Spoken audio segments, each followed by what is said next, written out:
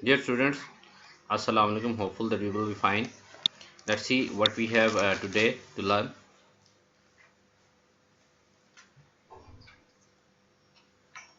Here is chapter number 11. Decision structures. There are different decision structures which are used to control the flow of execution of any program.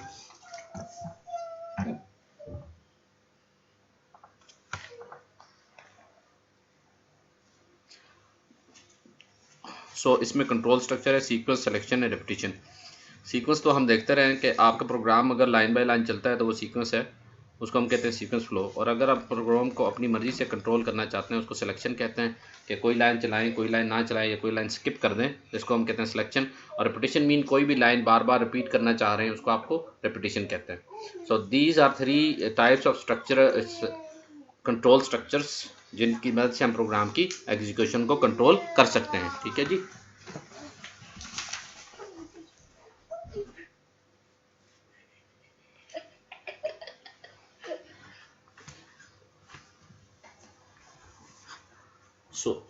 इसमें हमारे पास compound statement क्या होती है? Compound statement उसे कहते हैं जब आप 3-4 स्टेटमेंट्स को ब्रैकेट्स में बंद करते हैं उसको कंपाउंड स्टेटमेंट कहते हैं। ठीक है।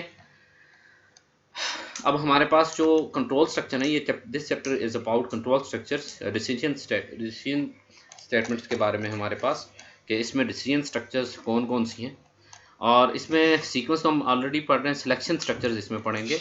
आपके पास सिलेक्शन स्ट्रक्चर इफ़ एल्स है और स्विच है। इफ़ एल्स क्या मुख्तलिफ वर्जन्स हैं जिनको हम देखते हैं आगे जाके। सिंपल इफ़ स्टेटमेंट है, अगर आपके पास जब एक ही कंडीशन हो तो इफ़ स्टेटमेंट इस्तेमाल होती है। मिसाल के तौर पर यहाँ पे एक क्वेश्चन है, ये देखें जी, सिंपल इफ़ स्टेटमेंट है। ये सिंपल इफ़ स्टेटमेंट किस तरह से काम करती है? जब आपके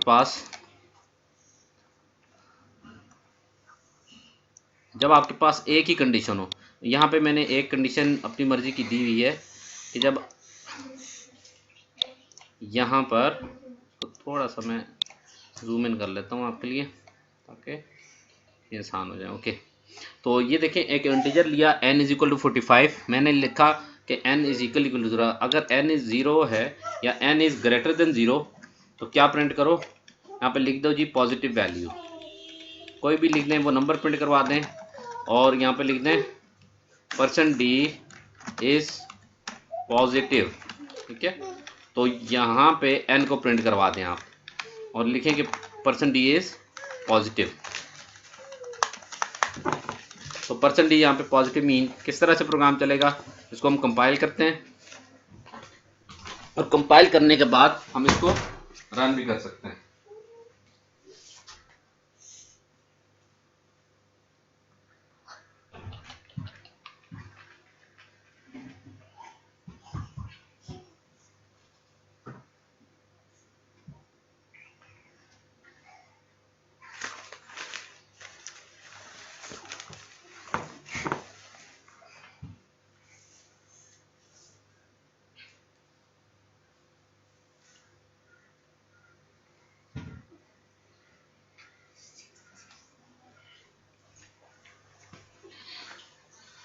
सो सिंपल इफ स्टेटमेंट जो है किस तरह चलती है, लेट्स सी। इसको हम कंपाइल करते हैं और फिर उसके बाद रन करेंगे। ये कंपाइलेशन हो रही है इसकी, कंपाइलेशन होगी जी। इसको रन करते हैं तो यहाँ पे क्या लिखा हुआ आएगा? 45 इज़ पॉजिटिव, क्योंकि 45 इज़ ग्रेटर देन 0, इसलिए 45 इज़ पॉजिटिव। यहाँ पे लिख देता हूँ, यहाँ पे कोई और नंबर देता हूँ, लाइक मैं नेगेटिव नंबर दे देता हूँ, 56 देता हूँ, या कोई भी और नंबर देता हूँ, 90 देता हूँ, -90। सो इसको कंपाइल करता हूँ और जब इसको मैं रन करता हूँ तो देखिए कुछ भी नहीं आया, बिकॉज मेरे पास सिंगल कंडीशन थी। इस कंडीशन के आगे तो एक ही स्टेटमेंट थी और ये कंडीशन ट्रू होती तो ये स्टेटमेंट चलती। क्योंकि ये कंडीशन ट्रू ही नहीं हुई तो फॉल्स होगी, तो फॉल्स के लिए मैंने कुछ लिखा नहीं हुआ। सो इफ़ के आगे ये जो आपके पास लाइन लिखी हुई थी ये नहीं एग्जीक्यूट हुई।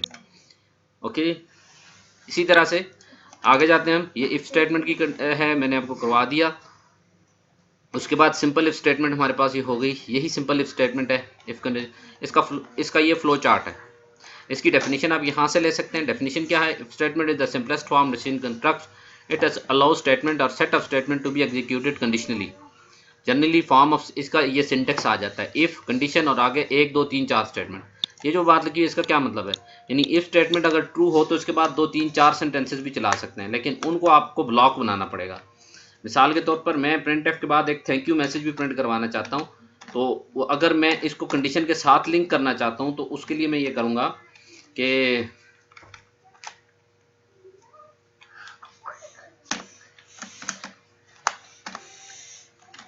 प्रिंट एफ यहाँ पे लिखूंगा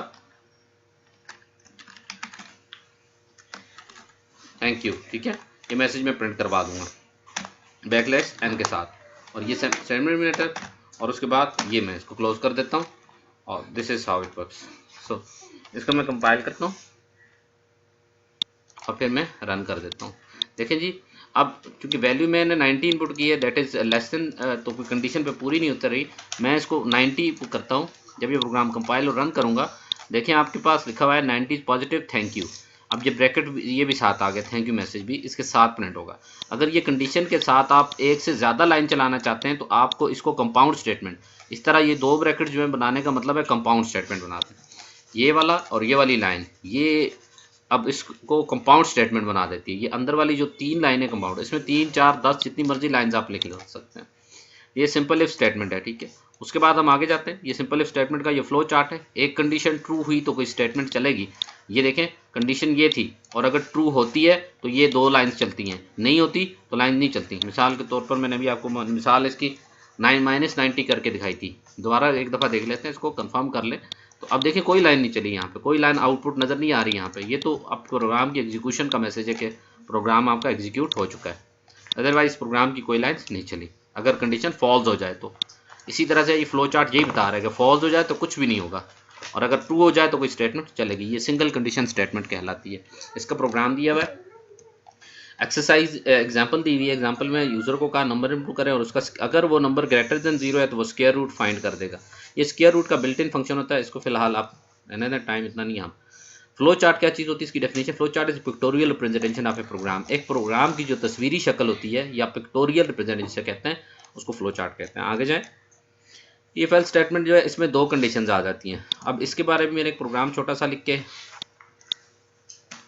रखा हुआ है। तो इसमें क्या किया मैंने, एंटर एनी नंबर, यूज़र से नंबर इनपुट करवाया, और अगर वो नंबर ग्रेटर 0 से है तो फिर ये 2 लाइनें प्रिंट करवाओ, अगर नहीं है तो फिर ये 2 लाइनें। ये इफ एल्स स्टेटमेंट करती है। अगर इसको आप इकट्ठा देखना चाहते हैं, इसको मैं जूम आउट करता हूँ तो आप इसको गौर से देख लें। ये आपके पास इफ एल्स स्टेटमेंट है, ठीक है। अच्छा, अब कहेंगे इसके एंड पे हमने वो नहीं लगाई हुई गेट ch, तो वो लगा दें, अच्छी बात है, ठीक है। अब ये हमारे पास, अब देखें कैसे प्रोग्राम चलता है।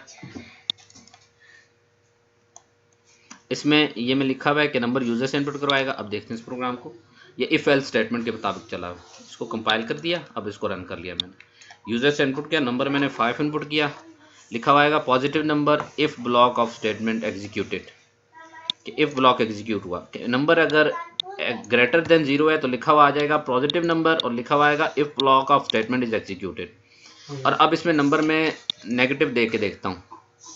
नंबर में लिखता हूँ, इसमें कोई भी नंबर लाइक नेगेटिव नंबर कोई भी लिख देता हूँ, -56, तो क्या होगा, negative number else block execute हुआ। ये साथ मैंने लिखा हुआ है इसके एल्स ब्लॉक एग्जीक्यूटेड समझने के लिए। तो ये इफ एल्स स्टेटमेंट है कि अगर कंडीशन ट्रू हुई तो इफ हिस्सा चलेगा, वरना एल्स वाला हिस्सा चल जाएगा। तो इन दो, ये 2 कंडीशन स्टेटमेंट है। दोबारा इसकी तरफ आता हूँ, ये इसकी डेफिनेशन है। Else is used to specify 2 different choice if statement. इसकी जनरल फॉर्म, इसका ये सिंटेक्स है। इफ के अंदर कंडीशन एक ब्लॉक ऑफ स्टेटमेंट, एल्स वरना एल्स ब्लॉक ऑफ स्टेटमेंट। अगर ये इसका फ्लो चार्ट थोड़ा सा डिफरेंट है। इफ में एक कंडीशन, एक ट्रू में स्टेटमेंट चलती थी और इसमें फॉल्स में भी चलती हैं। ट्रू हो गया तो इफ वाला हिस्सा चल जाएगा, फॉल्स हो गया तो एल्स वाला हिस्सा चल जाएगा। ये फ्लो चार्ट है इसका। अगर ये आपका लॉन्ग क्वेश्चन आ जाए, किस तरह से करेंगे, पहले आप इसकी डेफिनेशन लिखेंगे, फिर इस आपका ये वाला सिंटेक्स लिखेंगे, फिर इसका फ्लो चार्ट बनाएंगे, फिर इसकी एग्जाम्पल लिखेंगे। एग्जाम्पल बुक वाली लिख दें, जो मैं लिखवा रहा हूँ वो लिख दें, आपकी मर्जी है, इसमें कोई ऐसा इशू नहीं है। अच्छा, इसमें कुछ चीज़ें ये हैं, फ़र्ज़ कर लेंगे आपको बाज़ वक़्त कंफ्यूज कर रही होती हैं, एक्स्ट्रा लाइंस ऑफ कोड। तो ये देखें, सिंपल अगर आप एग्जाम्पल देना चाहें तो कोई ऐसी बात नहीं है, ये सिंपल एग्जाम्पल है। ये देखें क्या होगा इसमें, कहता ऑलरेडी कंपाइलिंग कर दे जी। नंबर इनपुट का मैंने 5, तो क्या लिखा हुआ आ गया, पॉजिटिव नंबर। ठीक है, ये इतना एक लाइन भी चला सकते हैं, ज़रूरी नहीं है आप उसको ब्लॉक, अगर एक लाइन चलाएंगे तो फिर ब्लॉक बनाने की भी ज़रूरत आपको नहीं है, इसको इतना क्लोज कर दें बस, फिर आप एल्स इधर कर दें, फिर इसका आपको ब्लॉक ना भी बनाएं तो प्रोग्राम आपका चल जाएगा। ठीक है, ये देखिए इफ़ में इफ़ अगर ट्रू हुई तो ये लाइन, एल्स हुई तो ये लाइन। अगर ये कंडीशन जो है, ये वाली कंडीशन क्या लिखी हुई है कि अगर नंबर ग्रेटर है 0 से तो लिखा हुआ आ जाए पॉजिटिव नंबर, वरना क्या लिखा हुआ आ जाए नेगेटिव। तो ये हमारा प्रोग्राम बिल्कुल ठीक काम कर रहा है। अच्छा, उसके बाद हम आते हैं जी आपकी नेक्स्ट जो है, अच्छा इसकी एक और भी मसला आ जाता है यहाँ पे। ये क्वेश्चन है बहुत इंपॉर्टेंट शॉर्ट क्वेश्चन है। it is very important to net the block of if enclosed in brackets and no brackets has been used in the body of else statement. The reason is that we want to execute multiple statements in case of true, so that must represent a conditional statement. If we omit the braces from the body of if statement, अच्छा वो क्या कहता है, देखिए मैं आपको मिसाल यहाँ पे बताता हूँ। लेट्स सपोज मैं इफ़ के बाद 2 लाइन चलाना चाहता हूँ, जैसे मैंने पहले लिखी हुई थी, उन्हीं को ले आते हैं दोबारा लाइन्स को।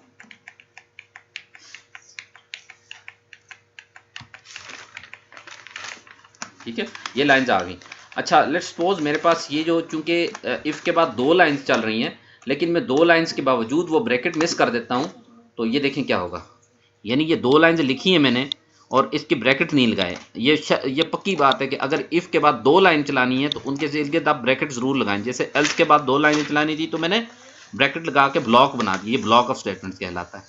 तो अगर लेकिन मैंने ऐसा नहीं किया तो देखें ये क्या हो गया, ये क्या आ गया, else without a previous if. वो एल्स के जो इफ है वो इस लाइन से पहले ढूंढ रहा है, तो अगर आप ब्रैकेट लगाएंगे ये मसला हल हो जाएगा।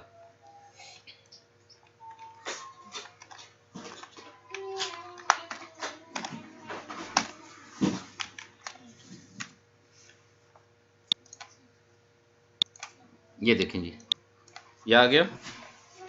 अगर मैं कोई भी नंबर विंडो करता हूँ तो आप बिल्कुल एरर नहीं हुआ, चल गया प्रोग्राम हमारा। तो इसको ये एरर, वो क्वेश्चन भी आपका क्लियर हो गया। तो अगर आप इफ़ के इर्द गिर्द ब्लॉक नहीं बनाएंगे, इल्लीगल एल्स विदाउट इफ का आंसर आ गया, एरर आ जाएगा। उसके बाद नेस्टेड इफ स्टेटमेंट, इफ़ के अंदर एक और इफ लगाने को नेस्टेड इफ कहते हैं। इसकी डेफिनेशन तो यही है जो मैंने अभी बोली है, ये इसका सिंटेक्स है और ये इसकी आपका फ्लो चार्ट है। देखें एक इफ है, ट्रू हुई तो एक और इफ चलना शुरू हो जाती है, इफ में भी ट्रू हुई तो एल्स, तो इसको कहते हैं नेस्टेड इफ स्टेटमेंट। इस nested if statement is a little bit complicated statement, लेकिन इसकी मैंने आपको एक और ये लिख के दिखाया हुआ, ये एग्जांपल सी, तो इसको देख सकते हैं आप। ये देखें जी, इफ़ में क्या होता है कि मैं कोई वैल्यू 3 नंबर इनपुट करवाता हूँ यूज़र से, ABC 1 2 3।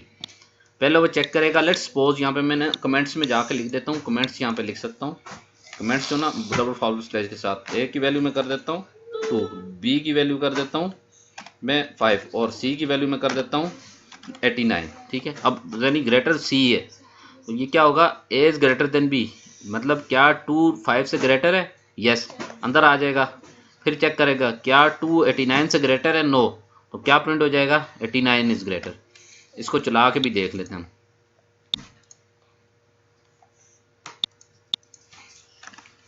एरर है यहाँ पे, ये देखें सिंटेक्स एरर 4 ही पकड़े जाते हैं।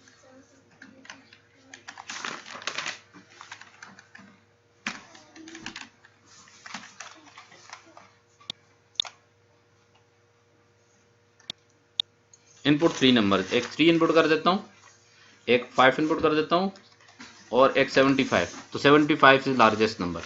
आगे ये प्रोग्राम हमारा बिल्कुल ठीक काम कर रहा है। तो अगर इफ़ एल्स नेस्टेड इफ जिस बच्चे को मुश्किल लग रही हो तो इसको स्किप भी कर दें तो कोई इशू नहीं है, अदरवाइज इसके लॉन्ग क्वेश्चन में आने के चांस थोड़े से होते हैं, तो इसलिए मैं करवा दिया, ये थोड़ा सा समझा दिया। तो इसी तरह से ये एल्स में के अंदर एक और इफ लगाया हुआ है, तो आप ये प्रोग्राम लार्जेस्ट नंबर 3 में से फाइंड करने के लिए इस्तेमाल होता है।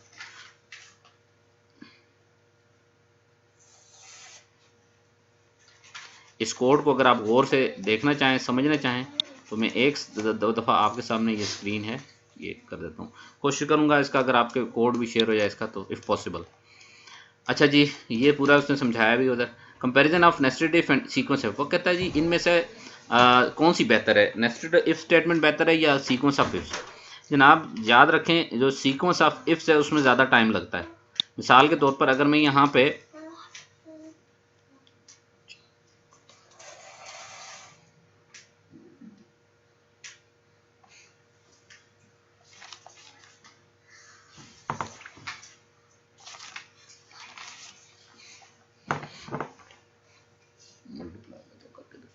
ठीक है जी।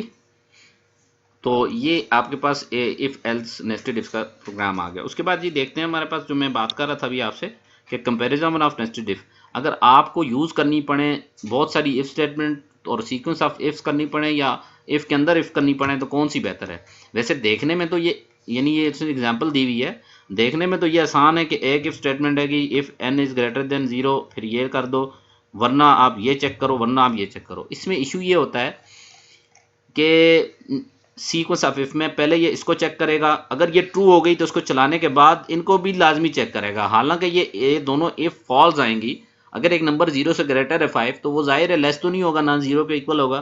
तो पहली अगर स्टेटमेंट ट्रू हो भी गई तो ये जो सीक्वेंस ऑफ इफ्स है इसमें बाकी इफ को भी चेक करके वो देखता है कि आया वो ठीक है या गलत है। तो लिहाजा sequence of ifs is not suitable for programming. और इसके बजाय अगर नेस्टेड इफ लगी होती तो उसमें अगर एक कंडीशन ट्रू हो जाती वो तो उसने अंदर दूसरी स्टेटमेंट को चेक ही नहीं करना था। तो ये फ़र्क है नेस्टेड इफ में और सीक्वेंस ऑफ इफ में। सो कौन सी बेहतर है? Sequence nested if is always better than sequence of ifs depending upon the situation. लेकिन कम्प्लेक्सिटी नेस्टेड इफ की ज़्यादा है, यानी नेस्टेड इफ को समझना थोड़ा मुश्किल होता है, जबकि ये सीक्वेंस ऑफ इफ लिखी हुई है और नेस्टेड ऑफ इफ ये बनी हुई है आपके पास। ये नेस्टेड ऑफ इफ को समझना थोड़ा सा मुश्किल ज़रूर है, लेकिन इट इज़ बेस्ट चॉइस। ये आपके पास बेस्ट चॉइस है प्रोग्राम के लिए, क्योंकि अगर देखें अगर A is greater than B condition true हो गई तो इसने एल्स को तो चेक ही नहीं करना, इतना टाइम भी बच जाएगा। प्लस फिर जब इधर अंदर कंडीशन जो ट्रू हुई तो उसको चलाएगा, वो फॉल्स वाले को नहीं चलाएगा। तो ये इसका फ़ायदा होता है, हमारे पास टाइम बच जाता है, जबकि दूसरी जो है उसमें सीक्वेंस ऑफ में कोई टाइम नहीं बचता आपका। अच्छा, इफ एल्स इफ स्टेटमेंट क्या होती है? ये थोड़ा सा इजी स्टेटमेंट होती है। अगर आपके पास कंडीशन एक से ज़्यादा है, दो से ज़्यादा है, अगर आपके पास दो तक कंडीशन थी तो आपके पास थी इफ एल्स स्टेटमेंट। कौन सी थी जी? If else statement. ठीक है, अगर आपके पास ये देखें इफ एल्स स्टेटमेंट है दो कंडीशंस के लिए, दो से ज़्यादा हो तो फिर इफ एल्स काम नहीं करती। फिर या तो आपके पास ऑप्शन है कि आप सीक्वेंस ऑफ इफ इस्तेमाल करें, यानी 100 इफ इस्तेमाल कर लें, तो वो इशू ये होगा। अगर मैंने 100 इफ इस्तेमाल कर रही है तो अगर पहली कंडीशन भी ट्रू हो गई तो सारी की सारी इफ को उसने चेक करना है। तो उसके लिए हमारे पास जो ऑप्शन आ जाती है, अच्छी ऑप्शन जो है, उसको हम कहते हैं इफ एल्स इफ स्टेटमेंट। ठीक है, इफ एल्स इफ स्टेटमेंट। यहाँ पे इसने जो इफ एल्स इफ स्टेटमेंट का प्रोग्राम लिखा हुआ है वो एक वोवल आपके करेक्टर जो हैं ABC या जो हरूफ तहज्जी जिनको हम कहते हैं अल्फ़ाबेट्स, तो उनको फाइंड आउट करने के लिए कौन से वोवल हैं और कौन से कॉन्सोनेंट हैं वो फाइंड करके देगी। ये काफ़ी सारी स्टेटमेंट्स हैं, 2 3 4 5 दी हुई हैं। तो देखें जी, पहले सबसे पहले प्रोग्राम चलेगा, एंटर एनी करेक्टर, स्कैन करवाएगा यूज़र से करेक्टर और करेक्टर को चेक करेगा if character is equal to A, capital A हो, या ये जो और है, ये दरमियान में और है, सीधी 2 लाइन लगाते हैं, ये और है, या करेक्टर स्मॉल ए के बराबर हो। अगर कैपिटल ए हो या स्मॉल ए हो, दोनों सूरतों में प्रिंट करेगा it is vowel, because it is vowel. Else if वरना जाके चेक करेगा करेक्टर ई तो नहीं है, ई स्मॉल ई या कैपिटल ई हो तो फिर भी इट इज़ वोवल। अगर करेक्टर आई है या स्मॉल आई है फिर it is vowel. Character capital हो या स्मॉल हो it is vowel. Character capital you है या स्मॉल यू है इट इज़ वोवल। और अगर ऐसा नहीं है तो देखें कितनी स्टेटमेंट्स को चला रहा है। लेट्स सी, हम इसको चेक करते हैं अपने पास। कंपाइल हो गया, रन करते हैं। मैं कोई करेक्टर इनपुट करता हूँ, like T, sorry it is not vowel, try another character. ठीक है, तो ये मैसेज आ गया। कहाँ पे था ये मैसेज? ये देखें, sorry it is not vowel, try another character, ये आ गया। ठीक है, अब मैं एक वोवल करेक्टर इनपुट करता हूँ, इसको कंपाइल करता हूँ, फिर रन करता हूँ। लेट्स सपोज ई करता हूँ, क्या लिखा हुआ? It is vowel. तो हमारा प्रोग्राम बिल्कुल ठीक काम कर रहा है। अच्छा, ये जो आपके पास इफ एल्स इफ स्टेटमेंट है, इसमें कितनी कंडीशंस आ सकती हैं? इफ आती है। अच्छा, इसमें होता क्या है? अगर पहली कंडीशन ट्रू हो गई तो बाकी कोई भी नहीं चलेगी, और अगर पहली कंडीशन ट्रू ना हुई तो इसने दूसरी को चेक करना है, दूसरी ना हुई इसने तीसरी कंडीशन को चेक करना है, तीसरी ना हुई इनको फोर्थ पे आ जाना है, फोर्थ ना हुई इसने फिफ्थ पे आ जाना है। अगर फिफ्थ भी कंडीशन ट्रू ना हुई तो ये एल्स स्टेटमेंट हमने इस मकसद के लिए लगाई हुई है कि अगर आपकी इसमें पहली कोई भी कंडीशन ट्रू नहीं होती तो इसमें आखिरी एल्स स्टेटमेंट लाजमी हमारी चल जाएगी। अच्छा, इफ़ एल्स को यूज़ करता है हमारे एक्सरसाइज में एक प्रोग्राम लिखा है, एक्सरसाइज का प्रोग्राम है, क्वेश्चन नंबर 11 है एक्सरसाइज का, वो भी मैं साथ साथ एक्सप्लेन कर देता हूँ। ये देखें, यूजर से कहा हुआ है enter marks out of 1100। Exercise का बहुत इंपॉर्टेंट है, बोर्ड में, ये आपके शॉर्ट सिलेबस में भी शामिल है। एंटर मार्क्स आउट ऑफ 1100, तो यूजर ने 1100 मार्क्स इनपुट किए, 1100 में से जो भी उसने इसकी परसेंटेज निकाली फार्मूले के मुताबिक, और उसने उसके बाद चेक लगा दिया है। चेक मैंने अकॉर्डिंग टू क्वेश्चन नीड बताया, उसने क्वेश्चन में बोला हुआ है कि किस तरह से आपने इसको आपने कैलकुलेट करवाना है। तो उसने एक्सरसाइज में कहा हुआ था कि ये देखें एक्सरसाइज की जो नीड्स हैं वो मैं आपको ज़रा दिखा देता हूँ थोड़ा सा। ये देखें उसने कहा हुआ था कि अगर उसके मार्क्स मोर देन 80% हैं, ए प्लस 70 और 80 हैं, तो 70 और 80 के दरमियान है तो ये जो लिखा है ना बिटवीन 70 एंड 80 मीन 70 इंक्लूसिव, 70 भी शामिल होगा। कैसे उसको इंक्लूसिव का क्या मतलब है कि जब आप इसको शामिल करना चाहें ना 70, अगर सिर्फ ग्रेटर कहना चाहें तो ग्रेटर साइन, इंक्लूसिव भी बोला हो तो साथ इक्वल साइन भी। तो अब उसके मार्क्स मैंने लिखा हुआ है, अगर उसके मार्क्स की जो परसेंटेज है इट इज़ ग्रेटर और equal to 80 and percentage is less और इक्वल टू 100, यानी उसकी अगर परसेंटेज जो है 80 और 100 के दरमियान है तो फिर क्या है ए प्लस ग्रेड। आप कहेंगे सर 100 क्यों शामिल किया, परसेंटेज तो हमेशा 100 से कम ही आती है, या अख्तियातन शामिल किया, क्योंकि 100 से कम ही आएगी कैलकुलेशन होकर, लेकिन बाज़ औक़ात अगर कोई प्रोग्राम में इशू आ जाए तो 100 से हमारी क्रॉस न कर जाए। उसके बाद अगर उसकी परसेंटेज 70 और 80 के दरमियान है तो फिर ए ग्रेड, फिर अगर 60 और 70 के दरमियान है बी ग्रेड, 50 और 60 के दरमियान है सी ग्रेड, 40 और 50 के दरमियान है डी ग्रेड, और 33 और 40 के दरमियान है तो ई ग्रेड। ये दरमियान में एंड साइन क्या करता है, इसका मकसद होता है दोनों कंडीशन ट्रू होंगी तो अगली स्टेटमेंट को चलाएगा, वरना ये नेक्स्ट स्टेटमेंट को नहीं चलाएगा। ये भी वैसे ही काम कर रहा है जैसे हमारे पास अगर पहली इफ़ ट्रू हो गई तो ये इफ़ ही को चलाएगा, एल्स वगैरह को चेक नहीं करेगा। और इस सूरत में कि इनमें से कोई कंडीशन ट्रू नहीं होती तो आखिर में क्या चला देगा ये, तो जाहिर है एफ ही बनती है। एक मार्क्स उसके अगर 33 से कम है तो फिर एफ ग्रेड बन जाएगा, तो वो एल्स में हमने चला दिया। ठीक है, तो ये इट वर्क्स प्रॉपरली। इसको हम कंपाइल करके एक दफ़ा देख भी लेते हैं अपने लिए। तो हम लेट्स सपोज इनपुट करते हैं मार्क्स 800, तो उसमें क्या आ गया एफ ग्रेड, 800 पे एफ ग्रेड वैसे नहीं आना चाहिए था। परसेंटेज का फार्मूला हमने शायद मार्क्स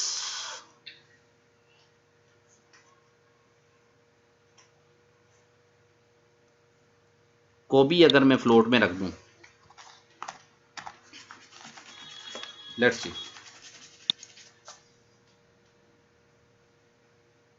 हाँ पहले मार्क्स चूंकि मैंने मार्क्स एंट्री करवाई हुई थी फ्लोट में और उसकी डेटा टाइप इंट रखी हुई थी तो गड़बड़ आ रही थी। ठीक है, अब ये ठीक हो जाएगा।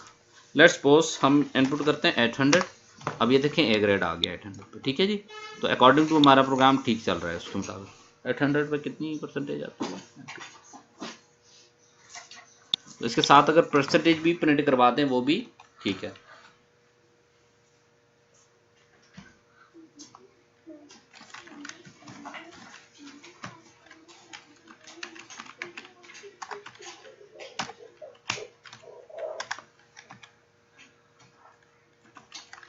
साथ परसेंटेज भी प्रिंट करवा दी और आपका जो बाकी है वो नई लाइन में आ जाएगा। ठीक है, उसके बाद हमारे पास इसके शुरू में \n लगा दें। ठीक है, इस प्रोग्राम को मैं कंपाइल करता हूँ और इसको मैं रन कर देता हूँ।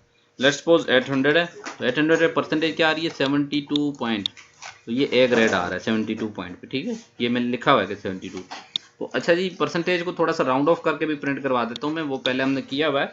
पॉइंट अगर 2 ले दूंगा तो ये राउंड ऑफ हो जाएगा 2 तक। ठीक है जी, तो ये हमारे पास इफ़ एल्स इफ स्टेटमेंट की एक और प्रैक्टिस हो गई। अच्छा, इसी तरह एक्सरसाइज में एक और प्रोग्राम भी है, क्वेश्चन नंबर 10 जो है वो टेम्परेचर के बारे में है। ये बहुत आसान क्वेश्चन है, ये बोर्ड में भी आपका अहम क्वेश्चन है कि अगर ग्रेटर देन टेम्परेचर 35 तो हॉट डे, अगर टेम्परेचर 25 और 35 के दरमियान प्लेजेंट डे, और अगर टेम्परेचर लेस देन 25 तो कूल डे। तो वो कैसे प्रिंट होगा ये देखें। एंटर टेम्परेचर, यूजर से कहा टेम्परेचर इनपुट करो, ये ऊपर सारा प्रोग्राम आपने लाजमी लिखना है। इसका और एंड के आपको बताऊं कि इसके तो खाली इस हिस्से के 4 नंबर होते हैं, बाकी जो दरमियान में आप कोड लिखते हैं 4 इसके होते हैं, तो टोटल 8 नंबर होते हैं इसके। अच्छा, फ्लोट मैंने लिया टेम्प, मैंने यूजर से कहा एंटर टेम्परेचर, वेरिएबल टेम्प में ये वैल्यू स्टोर करवा दी उसने। और ये इन परसेंट साइन बार बार बता रहा हूँ मैं, इसका काम होता है वैल्यू स्टोर करवाना। ये परसेंट है फॉर्मेट स्पेसिफायर है फ्लोट के लिए। तो वैल्यू इनपुट होगी टेम्प में वैल्यू इनपुट होने के बाद उसको चेक कर रहा है, अगर टेम्प इज ग्रेटर देन 35 के टेम्परेचर ग्रेटर देन 35 है तो क्या लिखो हॉट डे, एल्स इफ, यानी कि अगर ये ऐसा नहीं है तो चेक करो क्या टेम्परेचर 35 या 35 से कम और 25 से ज़्यादा तो नहीं है, यानी इन दोनों के दरमियान में है, तो फिर क्या लगा दो प्रेजेंट है। लेकिन अगर टेम्परेचर जो है वो ग्रेटर है 25 से, तो फिर जाहिर है एक ही कंडीशन रह जाती है कि लेस है 25 से, तो उस सूरत में क्या आ जाएगा कूल्ड है। लेट्स सी हमारा क्या प्रोग्राम सही काम करता है या नहीं करता। अच्छा, इधर एक स्टेटमेंट सिंटेक्स एरर है, इसको मैंने लगा दिया। ये देखें जी, इसको कंपाइल करता हूँ मैं, कंपाइल भी हो गया, रन करते हैं। टेम्परेचर मेरे पास है जी 23, तो कूल्ड है, बिल्कुल ठीक लिखा हुआ है। और अगर मैं इसको दोबारा कंपाइल करता हूँ, लेट्स सपोज इसको कंपाइल कर लेते हैं, रन और कंपाइल इकट्ठा। और अगर मैं 56 करता हूँ temperature, hot day, very hot day, तो इसको, तो ये है इफ एल्स इफ की एक और एग्जांपल। आप इफ एल्स इफ की ये एग्जांपल भी कर लें, ये एक्सरसाइज का क्वेश्चन भी हो गया, एग्जांपल भी हो गई, या आप इसके अलावा जो मैंने दूसरा क्वेश्चन आपको बताया ये वाला कर दें, ये भी हो सकता है। एग्जांपल के तौर पर जितना सिंपल क्वेश्चन करें आपके लिए बेहतर है। अच्छा जी, ये एक क्वेश्चन एक और भी है, खैर ये लीप ईयर का नहीं, दूसरा क्वेश्चन। अच्छा, ये क्वेश्चन है, ये इफ एल्स इफ वाला एक और क्वेश्चन मैंने यहाँ पे लिखा हुआ है, वो भी मैं आपको साथ साथ करवा रहा हूँ।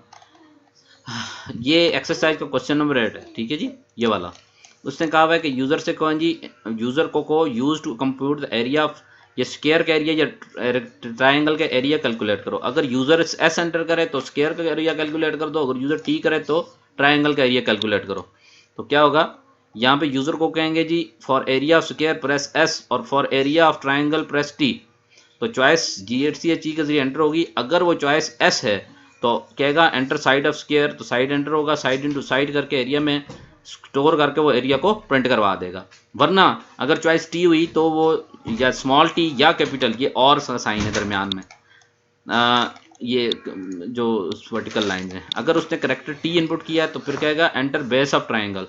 दायरे एरिया बेस का फार्मूला होता है base into height 1/2 into base to height. इसमें थोड़ा सा मैंने इस तरह करके लिखा है, कुछ थोड़े बहुत इश्यूज आ रहे थे इस वजह से, बाकी इसका फार्मूला ठीक है, बिल्कुल आगे पीछे से कोई फर्क नहीं होता। 1/2 इंटू बेस इंटू हाइट ही है। एंटर बेस, एंटर हाइट, और इसको फार्मूला कैलकुलेट करके प्रिंट करवा दो। और अगर इस सूरत में आपने एस और टी से के अलावा कोई और चॉइस दी है तो लिखा हुआ आ जाएगा इनवैलिड चॉइस। ले देखते हैं हमारा प्रोग्राम क्या चलता है नहीं चलता। कंपाइल किया और इसको मैं रन कर रहा हूँ। मैं यूजर से कहता हूँ जी एस यानी स्मॉल एस इनपुट कर दिया, जो ही किया तो उसने enter the side of square कर दिया।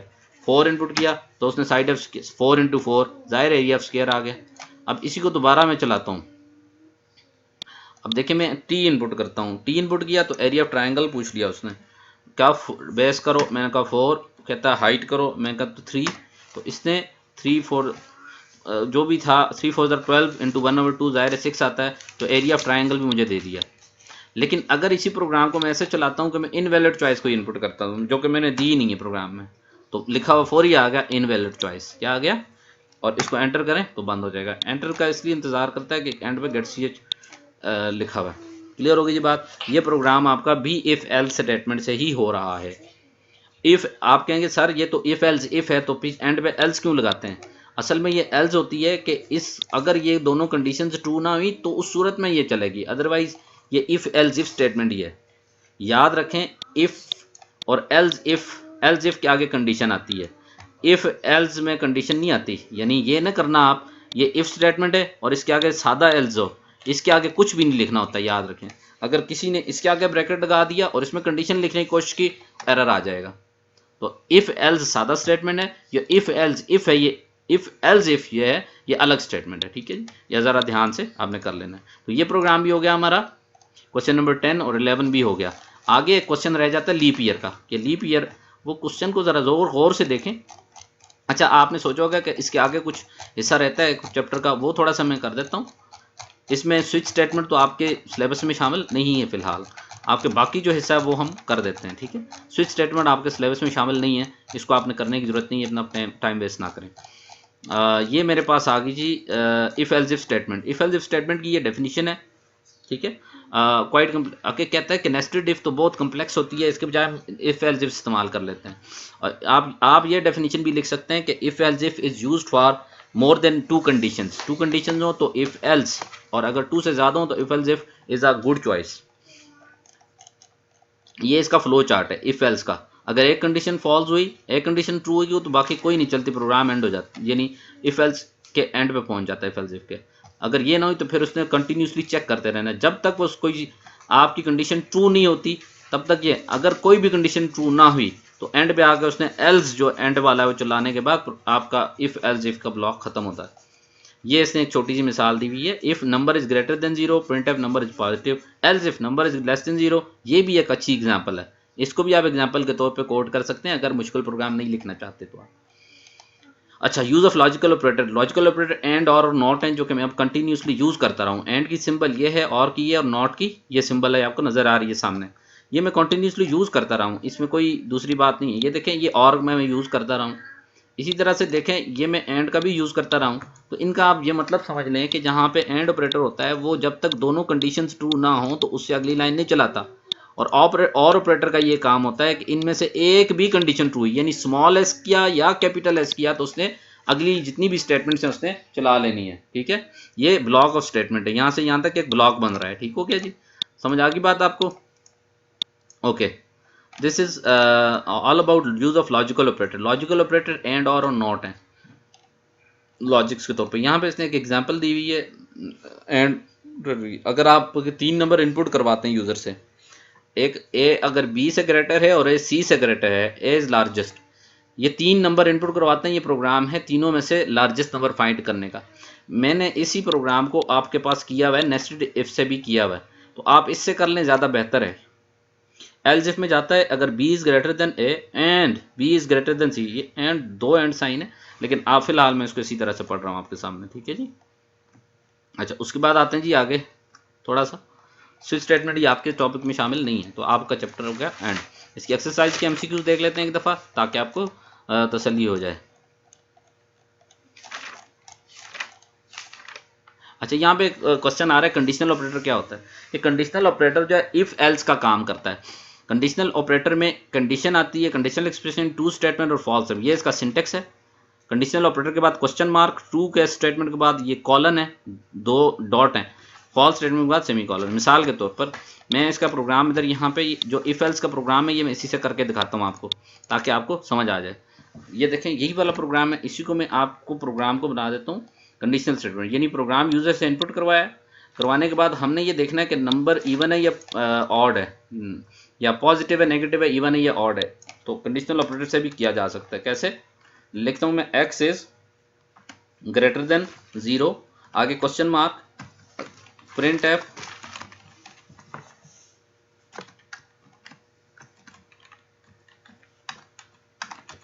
पॉजिटिव नंबर और कॉलन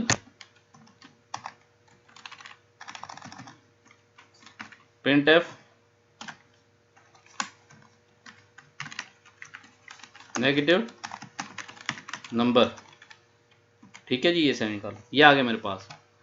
इसको जब मैं कंपाइल करूंगा अब ये इस तरह से करता हूँ, देखिएगा ये आता है, कहता है एंटर एनी नंबर, मैं करता हूँ 6, तो ये देखें पॉजिटिव नंबर इनपुट आ गया। तो ये बिल्कुल वैसे ही काम करे जैसे इफ एल्स स्टेटमेंट, लेकिन इसको कहते हैं कंडीशनल ऑपरेटर।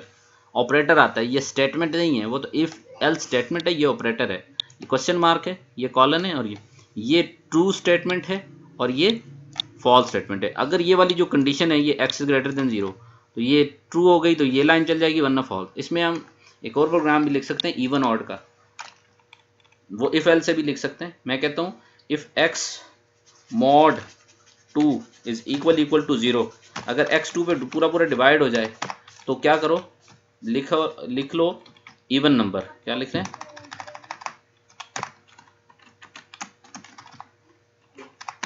इवन नंबर, वरना क्या लिख लो, ऑड नंबर। ठीक है, लेट्स चेक इट आउट। इसको इकट्ठा ही मैंने कंपाइल, लेट्स मेरे पास 7 है तो 7 ऑड नंबर है। ठीक है, लिखा हुआ खुद ही आ गया, खुद चेक कर लिया इसने कि चूंकि 2 पे डिवाइड नहीं होता। ये मॉड ऑपरेटर है, हमने पढ़ा था चैप्टर नंबर 9 में। इसका काम क्या होता है, it is use to find out the remainder, कि ये जो भी नंबर इनपुट करेंगे 2 पे डिवाइड करके चेक करेगा कि क्या 0 आता है नहीं आता रिमाइंडर। तो जाहिर है इवन नंबर का रिमाइंडर हमेशा 0 आएगा और जो ऑड नंबर का 1 आएगा हमेशा। तो उस सूरत में ये प्रोग्राम चेक आउट हो जाएगा।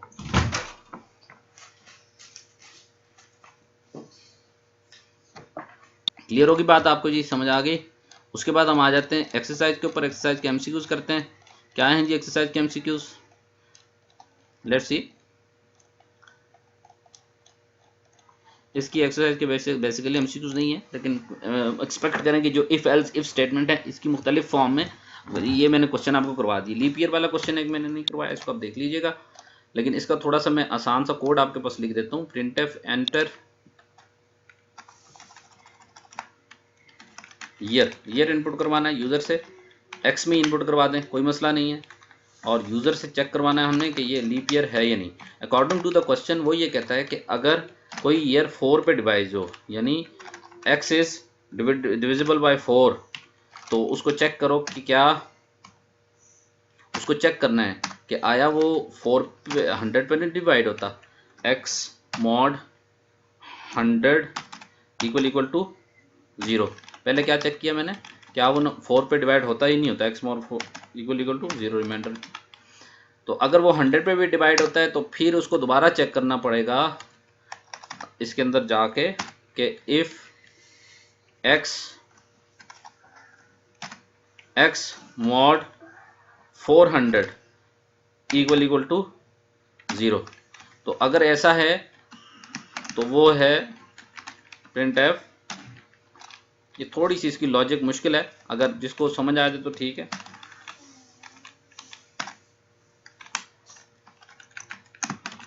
लीप ईयर, और अगर ऐसा नहीं है तो क्या प्रिंट कर दो,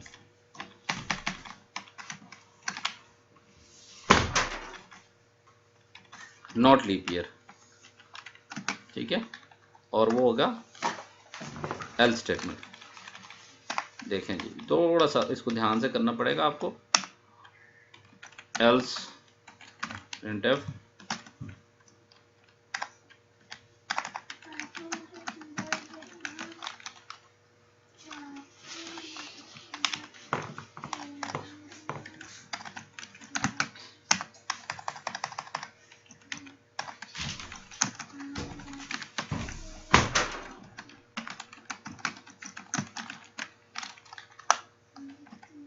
ठीक है। अब इस प्रोग्राम को देखते हैं कि कैसे काम करता है ये।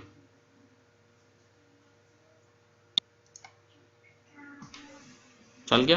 अब मैं चेक करता हूँ 2020 को लीप ईयर, ठीक है। ऐसा ईयर वो 4 पे डिवाइड हो वो लीप ईयर होता है।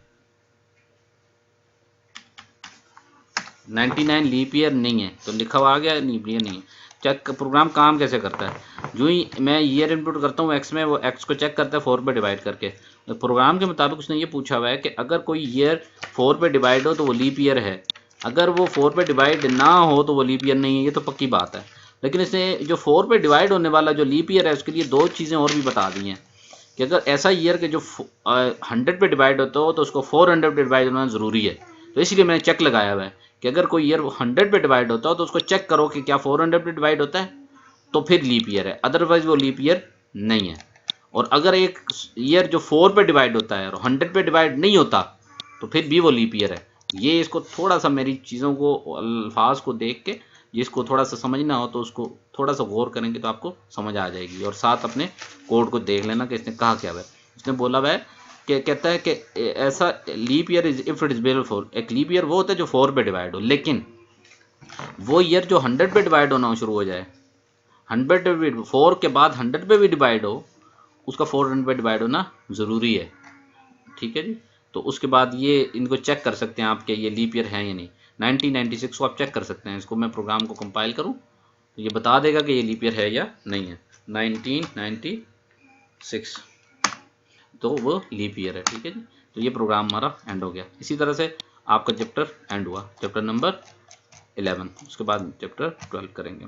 Thank you very much.